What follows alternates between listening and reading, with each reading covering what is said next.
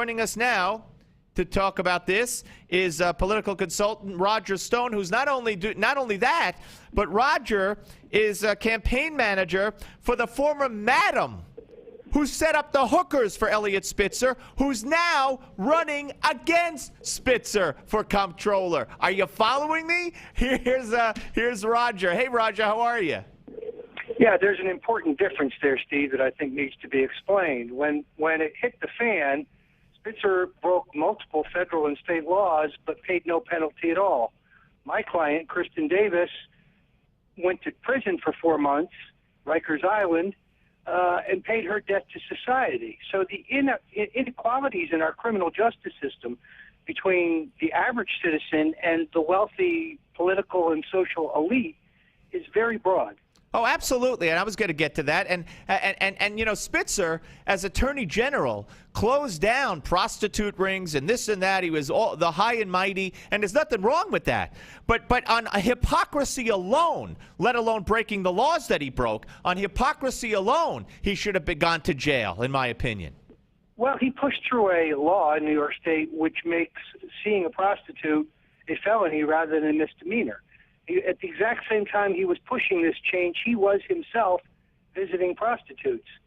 He was also breaking federal money laundering laws in the way that he paid those prostitutes to hide his involvement.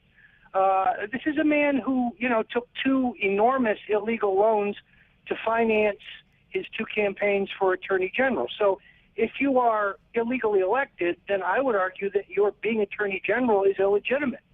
And as for the sheriff of Wall Street, that's nonsense. He was the blackmailer of Wall Street. He didn't prosecute anybody who was a big Elliot Spitzer contributor. It was selective prosecution. He would go to people who had done nothing wrong and say, you will plead guilty and pay me huge settlement fines, or I will destroy your company through leak and innuendo.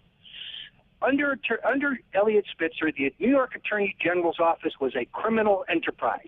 He is a habitual criminal and liar. He lied under oath in a civil case about the illegal financing of his 2 campaigns, and his father, Bernard Spitzer, is essentially the Jewish Joe Kennedy. The rules don't apply for them; they're just too wealthy, Steve. Well, okay, we're talking to Roger Stone, and by the way, stonezone.com is his blog. You could check that out, and we're going to have your client. I guess that's the proper terminology.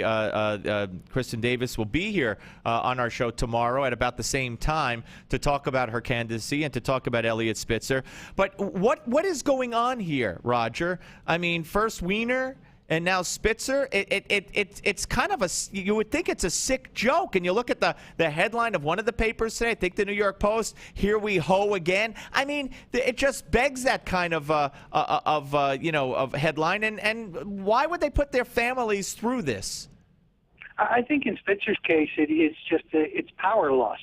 I mean, he enormously enjoyed abusing people when he was governor, and I think he misses the power. And therefore, it's a power trip. Now, I'm a believer. I'm a Christian. I believe in redemption.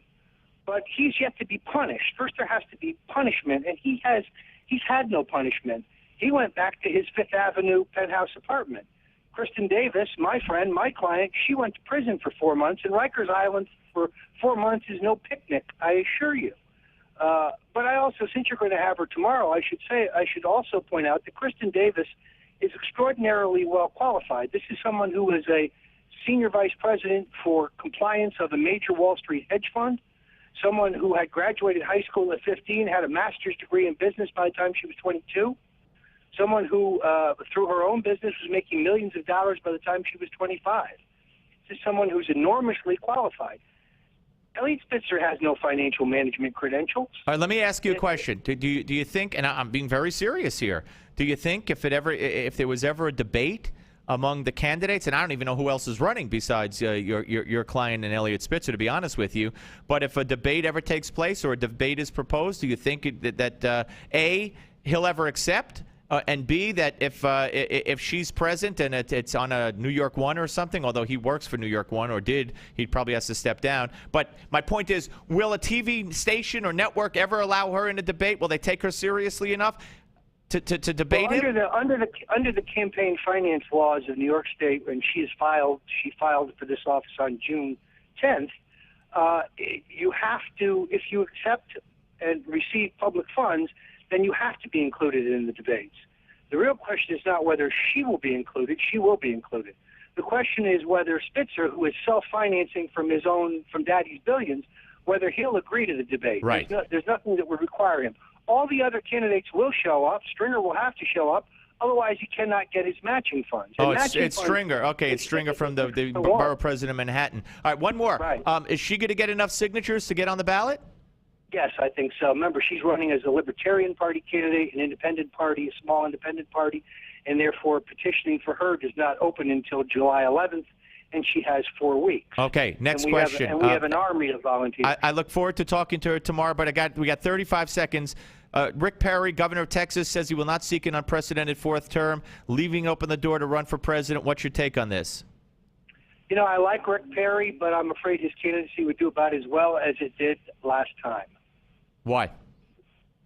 Well, he couldn't, as you remember, he couldn't remember his own proposals for the United States. Right, I do remember that. He's a very solid guy who looks good on paper. He's got a great record in Texas, but I'm not sure that he's a television candidate for the television age.